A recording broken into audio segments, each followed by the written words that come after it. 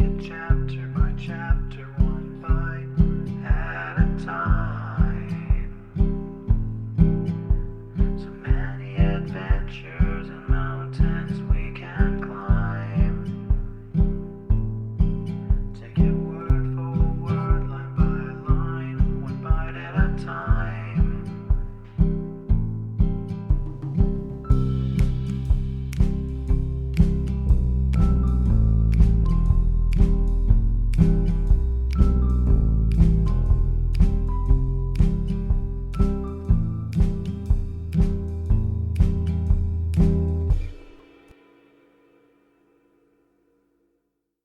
Welcome to Bite at a Time Books, where we read you your favorite classics one bite at a time. My name is Bree Carlile, and I love to read, and wanted to share my passion with listeners like you. If you want to know what's coming next and vote on upcoming books, sign up for our newsletter at biteatatimebooks.com. You'll also find our new t-shirts in the shop. More to come with quotes from your favorite classic novels. Be sure to follow my show on your favorite podcast platform so you get all the new episodes. You can find most of our links in the show notes, but also our website, biteatatimebooks.com, includes all of the links for our show, including to our Patreon to support the show, and YouTube, where we have special behind the narration of the episodes. We're part of the Bite at a Time Books Productions Network. If you'd also like to hear what inspired your favorite classic author to write their novels, and what was going on in the world at the time, check out Bite at a Time Books Behind the Story podcast, wherever you listen to podcasts. Today we'll be continuing Rilla of Ingleside by Lucy Maud Montgomery. Chapter 17. The Weeks Wear By. Rilla read her first love letter in her Rainbow Valley fur-shadowed nook. And a girl's first love letter, whatever blasé older people may think of it, is an event of tremendous importance in the teens. After Kenneth's regiment had left Kingsport, there came a fortnight of dully aching anxiety, and when the congregation sang in church on Sunday evenings, "O hear us when we cry to thee, for those in peril on the sea," Rilla's voice always failed her, for with the words came a horribly vivid mind picture of a submarine ship, sinking beneath pitiless waves amid the struggles and cries of drowning men. Then word came that Kenneth's regiment had arrived safely in England. And now, at last, here was his letter. It began with something that made Rilla supremely happy for the moment, and ended with a paragraph that crimsoned her cheeks with the wonder and thrill and delight of it. Between beginning and ending, the letter was just such a jolly, newsy epistle as Ken might have written to anyone. But for the sake of that beginning and ending, Rilla slept with the letter under her pillow for weeks, sometimes waking in the night to slip her fingers under and just touch it, and looked with secret pity on other girls whose sweethearts could never have written them anything half so wonderful and exquisite. Kenneth was not the son of a famous novelist for nothing. He had a way of expressing things in a few poignant, significant words that seemed to suggest far more than they uttered, and never grew stale or flat or foolish with ever so many scores of readings. Rilla went home from Rainbow Valley, as if she flew rather than walked, but such moments of uplift were rare that autumn. To be sure, there was one day in September when great news came of a big Allied victory in the West, and Susan ran out to hoist the flag. The first time she had hoisted it since the Russian line broke, and the last time she was to hoist it for many dismal moons. "Likely the big push has begun at last, Mrs. Doctor dear," she exclaimed, "and we will soon see the finish of the Huns. Our boys will be home by Christmas now. Hurrah!" Susan was ashamed of herself for hurrahing the minute she had done it, and apologized meekly for such an outburst of juvenility. "But indeed, Mrs. Doctor dear, this good news has gone to my head after this awful summer of Russian slumps and Gallipoli setbacks." "Good news," said Miss Oliver bitterly. "I wonder if the women whose men have been killed for it will call it good news. Just because our own men are not on that part of the front, we are rejoicing as if the victory had cost no lives." "Now, Miss Oliver, dear, do not take that view of it," deprecated Susan. "We have not had much to rejoice over of late, and yet men were being killed just the same. Do not let yourself slump like poor cousin Sophia. She said when the word came, 'Ah, it is nothing but a rift in the clouds. We are up this week, but we will be down the next.' 'Well, Sophia Crawford,' said I, 'for I will never give in to her, Mrs. Doctor dear. God himself cannot make two hills without a hollow between them, as I've heard it said. But that is no reason why we should not take the good of the hills when we are on them.' But Cousin Sophia moaned on. 'Here is the Gallipoli expedition a failure, and the Grand Duke Nicholas sent off, and everyone knows the Tsar of Russia is a pro-German, and the Allies have no ammunition, and Bulgaria is going against us. And the end is not yet, for England and France must be punished for their deadly sins, until they repent in sackcloth and ashes. I think myself,' I said, 'that they will do their repenting in khaki and trench mud, and it seems to me that the Huns should have a few sins to repent of also. They are instruments in the hands of the Almighty, to purge the garner,' said Sophia.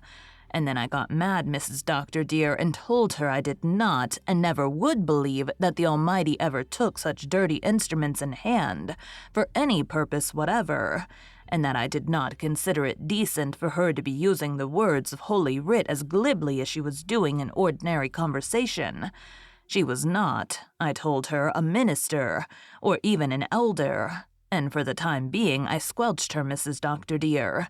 Cousin Sophia has no spirit. She's very different from her niece, Mrs. Dean Crawford over harbor. You know the Dean Crawfords had 5 boys, and now the new baby is another boy. All the connection, and especially Dean Crawford, were much disappointed, because their hearts had been set on a girl.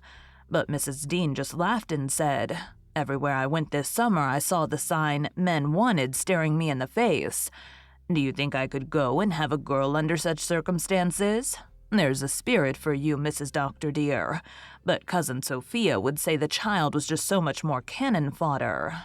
Cousin Sophia had a full range for her pessimism that gloomy autumn. And even Susan, incorrigible old optimist as she was hard put to it for cheer. When Bulgaria lined up with Germany, Susan only remarked scornfully, 'One more nation anxious for a licking.' But the Greek tangle worried her beyond her powers of philosophy to endure calmly. 'Constantine of Greece has a German wife, Mrs. Doctor dear, and that fact squelches hope. To think that I should have lived to care what kind of a wife Constantine of Greece had. The miserable creature is under his wife's thumb, and that is a bad place for any man to be. I'm an old maid, and an old maid has to be independent or she will be squashed out. But if I had been a married woman, Mrs. Doctor dear, I would have been meek and humble. It is my opinion that this Sophia of Greece is a minx.' Susan was furious when the news came that the Venizelos had met with defeat. 'I could spank Constantine and skin him alive afterwards, that I could,' she exclaimed bitterly. 'Oh, Susan, I'm surprised at you,' said the doctor, pulling a long face. 'Have you no regard for the proprieties? Skin him alive by all means, but omit the spanking.'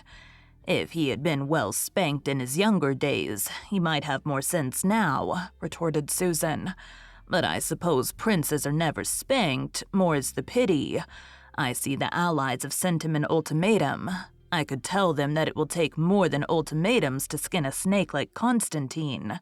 Perhaps the Allied blockade will hammer sense into his head, but that will take some time, I am thinking. And in the meantime, what is to become of poor Serbia?' They saw what became of Serbia, and during the process, Susan was hardly to be lived with. In her exasperation, she abused everything and everybody except Kitchener, and she fell upon poor President Wilson tooth and claw. 'If he had done his duty and gone into the war long ago, we should not have seen this mess in Serbia,' she avowed. 'It would be a serious thing to plunge a great country like the United States, with its mixed population, into the war, Susan,' said the doctor, who sometimes came to the defense of the president, not because he thought Wilson needed it especially, but from an unholy love of baiting Susan. 'Maybe, doctor dear, maybe. But that makes me think of the old story of the girl who told her grandmother she was going to be married. It is a solemn thing to be married, said the old lady. Yes, but it is a solemner thing not to be, said the girl. And I can testify to that out of my own experience, Dr. dear. And I think it is a solemner thing for the Yankees that they have kept out of the war than it would have been if they had gone into it. However, though I do not know much about them, I am of the opinion that we will see them starting something yet. Woodrow Wilson or no Woodrow Wilson, when they get it into their heads that this war is not a correspondence school, they will not, said Susan energetically, waving a saucepan with one hand and a soup ladle with the other, be too proud to fight then. On a pale yellow windy evening in October, Carl Meredith went away. He had enlisted on his 18th birthday. John Meredith saw him off with a set face. His 2 boys were gone. There was only little Bruce left now. He loved Bruce and Bruce's mother dearly, but Jerry and Carl were the sons of the bride of his youth, and Carl was the only one of all his children who had Cecilia's very eyes. As they looked lovingly out at him above Carl's uniform, the pale minister suddenly remembered the day when for the first and last time he had tried to whip Carl for his prank with the eel. That was the first time he had realized how much Carl's eyes were like Cecilia's. Now he realized it again once more. Would he ever again see his dead wife's eyes looking at him from his son's face? What a bonny, clean, handsome lad he was.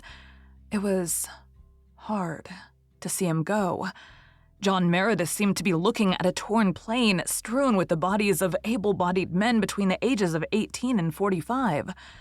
Only the other day, Carl had been a little scrap of a boy, hunting bugs in Rainbow Valley, taking lizards to bed with him, and scandalizing the Glen by carrying frogs to Sunday school. It seemed hardly right, somehow, that he should be an able-bodied man in khaki. Yet John Meredith had said no word to dissuade him when Carl had told him he must go. Rilla felt Carl's going keenly. They had always been cronies and playmates. He was only a little older than she was, and they had been children in Rainbow Valley together. She recalled all their old pranks and escapades as she walked slowly home alone. The full moon peeped through the scudding clouds with sudden floods of weird illumination. The telephone wires sang a shrill, weird song in the wind, and the tall spikes of withered, gray-headed goldenrod in the fence corners swayed and beckoned wildly to her, like groups of old witches weaving unholy spells. On such a night as this, long ago, Carl would come over to Ingleside and whistle her out to the gate. "Let's go on a moon spree, Rilla," he would say, and the 2 of them would scamper off to Rainbow Valley. Rilla had never been afraid of his beetles and bugs, though she drew a hard and fast line at snakes. They used to talk together of almost everything and were teased about each other at school. But one evening, when they were about 10 years of age, they had solemnly promised, by the old spring in Rainbow Valley, that they would never marry each other. Alice Clow had crossed out their names on her slate in school that day, and it came out that both married. They did not like the idea at all, hence the mutual vow in Rainbow Valley. There was nothing like an ounce of prevention. Rilla laughed over the old memory, and then sighed. That very day, a dispatch from some London paper had contained the cheerful announcement that the present moment is the darkest since the war began. It was dark enough. And Rilla wished desperately that she could do something besides waiting and serving at home, as day after day the Glen boys she had known went away. If she were only a boy, speeding in khaki by Carl's side to the Western Front. She had wished that in a burst of romance when Jem had gone, without perhaps really meaning it. She meant it now. There were moments when waiting at home in safety and comfort seemed an unendurable thing. The moon burst triumphantly through an especially dark cloud, and shadow and silver chased each other in waves over the Glen. Rilla remembered one moonlit evening of childhood when she had said to her mother, "The moon looks just like a sorry, sorry face." She thought it looked like that still. An agonized, careworn face, as though it looked down on dreadful sights. What did it see on the Western Front? In broken Serbia? On shell-swept Gallipoli? "I am tired," Miss Oliver had said that day, in a rare outburst of impatience, of this horrible rack of strained emotions, when every day brings a new horror or the dread of it. No, don't look reproachfully at me, Mrs. Blythe. There's nothing heroic about me today. I've slumped. I wish England had left Belgium to her fate. I wish Canada had never sent a man. I wish we'd tied our boys to our apron strings and not let one of them go. Oh, I shall be ashamed of myself in half an hour, but at this very minute I mean every word of it. Will the Allies never strike? "Patience is a tired mare, but she jogs on," said Susan. "While the steeds of Armageddon thunder, trampling over our hearts," retorted Miss Oliver. "Susan, tell me, didn't you ever, take spells of feeling that you must scream, or swear, or smash something, just because your torture reaches a point when it becomes unbearable?" "I have never sworn or desired to swear, Miss Oliver dear, but I will admit," said Susan, with the air of one determined to make a clean breast of it once and for all, "that I have experienced occasions when it was a relief to do considerable banging." "Don't you think that is a kind of swearing, Susan?" "What is the difference between slamming a door viciously and saying, 'Miss Oliver, dear,'" interrupted Susan, desperately determined to save Gertrude from herself, if human power could do it. "You are all tired out and unstrung. And no wonder, teaching those obstreperous youngsters all day and coming home to bad war news. But just you go upstairs and lie down, and I'll bring you a cup of hot tea and a bite of toast, and very soon you will not want to slam doors or swear." "Susan, you're a good soul, a very pearl of Susan's. But Susan, it would be such a relief to say just one soft, low little "I will bring you a hot water bottle for the soles of your feet also," interposed Susan resolutely. "And it would not be any relief to say that word you are thinking of, Miss Oliver, and that you may tie to." "Well, I'll try the hot water bottle first," said Miss Oliver, repenting herself on teasing Susan and vanishing upstairs, to Susan's intense relief. Susan shook her head ominously as she filled the hot water bottle. The war was certainly relaxing the standards of behavior woefully. Here was Miss Oliver admittedly on the point of profanity.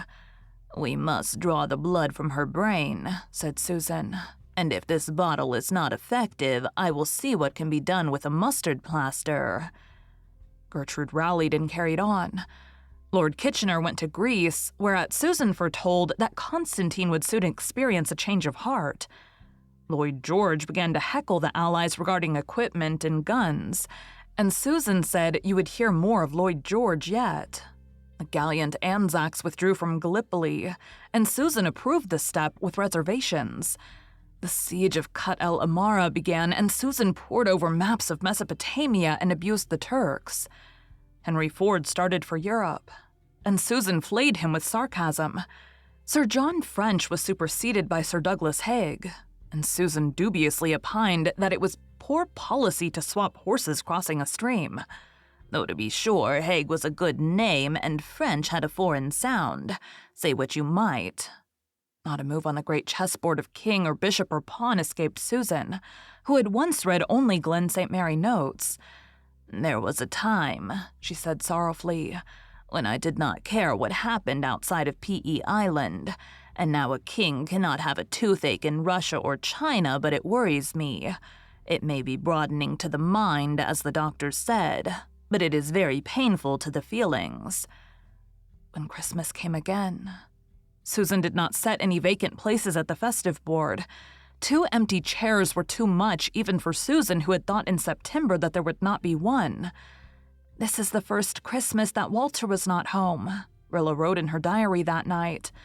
"Jem used to be away for Christmases up in Avonlea, but Walter never was. I had letters from Ken and him today. They are still in England, but expect to be in the trenches very soon. And then... but I suppose we'll be able to endure it somehow. To me, the strangest of all the strange things since 1914 is how we have all learned to accept things we never thought we could, to go on with life as a matter of course. I know that Jem and Jerry are in the trenches, that Ken and Walter will be soon, that if one of them does not come back, my heart will break. Yet I go on and work and plan. Yes, and even enjoy life by times. There are moments when we have real fun because just for the moment we don't think about things, and then we remember. And the remembering is worse than thinking of it all the time would have been. Today was dark and cloudy. And tonight is wild enough, as Gertrude says, to please any novelist in search of suitable matter for a murder or elopement. The raindrops streaming over the panes look like tears running down a face, and the wind is shrieking through the maple grove. This hasn't been a nice Christmas day in any way. Nan had toothache and Susan had red eyes and assumed a weird and gruesome flippancy of manner to deceive us into thinking she hadn't. And Jim's had a bad cold all day, and I'm afraid of croup. He has had croup twice since October. The first time I was nearly frightened to death, for Father and Mother were both away. Father is always away, it seems to me, when any of this household gets sick. But Susan was cool as a fish and knew just what to do, and by morning, Jim's was all right. That child is a cross between a duck and an imp. He's a year and 4 months old, trots about everywhere and says quite a few words. He has the cutest little way of calling me Will-a-will. It always brings back that dreadful, ridiculous, delightful night when Ken came to say goodbye, and I was so furious and happy. Jim is pink and white and big-eyed and curly-haired, and every now and then I discover a new dimple in him. I can never quite believe he's really the same creature as that scrawny, yellow, ugly little changeling I brought home in the soup tureen. Nobody's ever heard a word from Jim Anderson. If he never comes back, I shall keep Jim's always. Everybody here worships and spoils him, or would spoil him if Morgan and I didn't stand remorselessly in the way.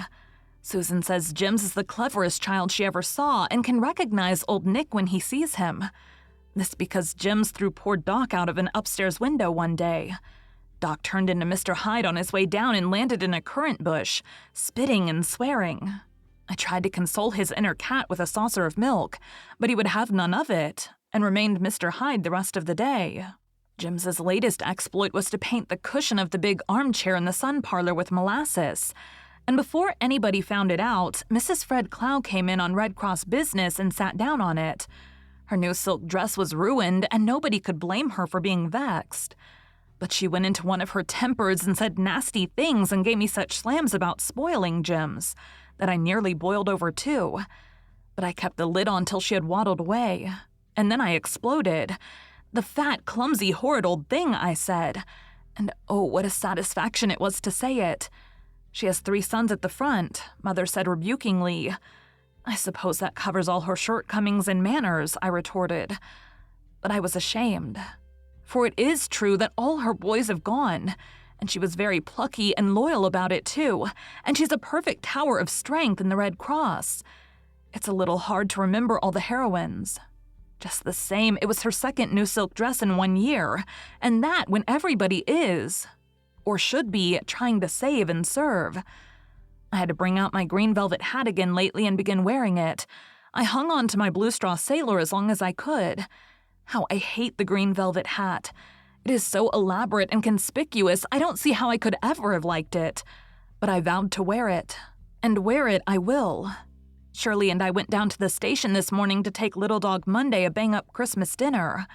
Dog Monday waits and watches there still, with just as much hope and confidence as ever. Sometimes he hangs around the station house and talks to people, and the rest of his time he sits at his little kennel door and watches the track unwinkingly. We never try to coax him home now. We know it is of no use. When Jem comes back, Monday will come home with him. And if Jem never comes back, Monday will wait there for him as long as his dear dog heart goes on beating. Fred Arnold was here last night. He was 18 in November and is going to enlist just as soon as his mother is over an operation she has to have. He's been coming here very often lately.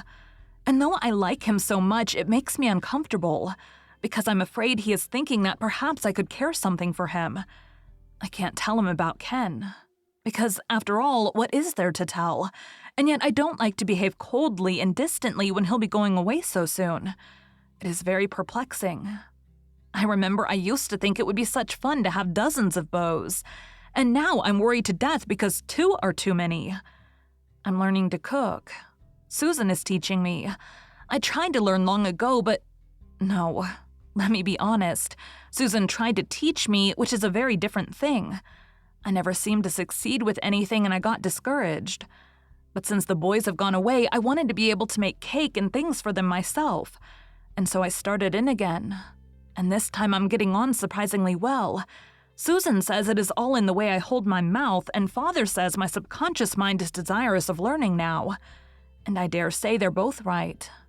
Anyhow, I can make dandy shortbread and fruitcake. I got ambitious last week and attempted cream puffs, but made an awful failure of them. They came out of the oven flat as flukes. I thought maybe the cream would fill them up again and make them plump. But it didn't. I think Susan was secretly pleased. She is past mistress in the art of making cream puffs, and it would break her heart if anyone else here could make them as well. I wonder if Susan tampered. But no, I won't suspect her of such a thing. Miranda Pryor spent an afternoon here a few days ago, helping me cut out certain Red Cross garments known by the charming name of vermin shirts. Susan thinks that name is not quite decent, so I suggested she call them cootie sarks, which is an old Highland Sandy's version of it. But she shook her head, and I heard her telling Mother later that, in her opinion, cooties and sarks were not proper subjects for young girls to talk about. She was especially horrified when Jim wrote in his last letter to Mother, "Tell Susan I had a fine cootie hunt this morning and caught 53. Susan positively turned pea green. "Mrs. Doctor, dear," she said, "when I was young, if decent people were so unfortunate as to get those insects, they kept it a secret if possible. I do not want to be narrow-minded, Mrs. Doctor, dear, but I think it is better not to mention such things." Miranda grew confidential over our vermin shirts and told me all her troubles. She is desperately unhappy. She is engaged to Joe Milgrave, and Joe joined up in October and has been training in Charlottetown ever since. Her father was furious when he joined and forbade Miranda ever to have any dealing or communication with him again. Poor Joe expects to go overseas any day and wants Miranda to marry him before he goes, which shows that there have been communications in spite of Whiskers on the Moon. Miranda wants to marry him, but cannot, and she declares it will break her heart. "Why don't you run away and marry him?" I said. It didn't go against my conscience in the least to give her such advice. Joe Milgrave is a splendid fellow, and Mr. Pryor fairly beamed on him until the war broke out. And I know Mr. Pryor would forgive Miranda very quickly once it was over and he wanted his housekeeper back. But Miranda shook her silvery head dolefully. "Joe wants me to, but I can't. Mother's last words to me, as she lay on her dying bed, were, 'Never, never run away, Miranda.' And I promised." Miranda's mother died 2 years ago, and it seems, according to Miranda, that her mother and father actually ran away to be married themselves. To picture Whiskers on the Moon as the hero of an elopement is beyond my power, but such was the case, and Mrs. Pryor at least lived to repent it. She had a hard life of it with Mr. Pryor, and she thought it was a punishment on her for running away, so she made Miranda promise she would never for any reason whatever do it. Of course, you cannot urge a girl to break a promise made to a dying mother, so I do not see what Miranda could do unless she got Joe to come to the house when her father was away and marry her there. But Miranda said that couldn't be managed. Her father seemed to suspect she might be up to something of the sort, and he never went away for long at a time. And of course, Joe couldn't get leave of absence at an hour's notice. No, I shall just have to let Joe go, and he will be killed. I know he will be killed, and my heart will break," said Miranda, her tears running down and copiously bedewing the vermin shirts. "I'm not writing like this for lack of any real sympathy with poor Miranda. I've just got into the habit of giving things a comical twist if I can, when I'm writing to Jim and Walter and Ken to make them laugh. I really felt sorry for Miranda, who is as much in love with Joe as a China Blue girl can be with anyone, and who is dreadfully ashamed of her father's pro-German sentiments. I think she understood that I did, for she said she had wanted to tell me all about her worries because I'd grown so sympathetic this past year. I wonder if I have. I know I used to be a selfish, thoughtless creature. How selfish and thoughtless I am ashamed to remember now, so I can't be quite so bad as I was. I wish I could help Miranda. It would be very romantic to contrive a war wedding, and I should dearly love to get the better of Whiskers on the Moon. But at present, the Oracle has not spoken. Thank you for joining Bite at a Time Books today, while we read a bite of one of your favorite classics. Again, my name is Bree Carlile, and I hope you come back tomorrow for the next bite of Rilla of Ingleside. Don't forget to sign up for our newsletter at biteatatimebooks.com and check out the shop. You can check out the show notes or our website, biteatatimebooks.com, for the rest of the links for our show.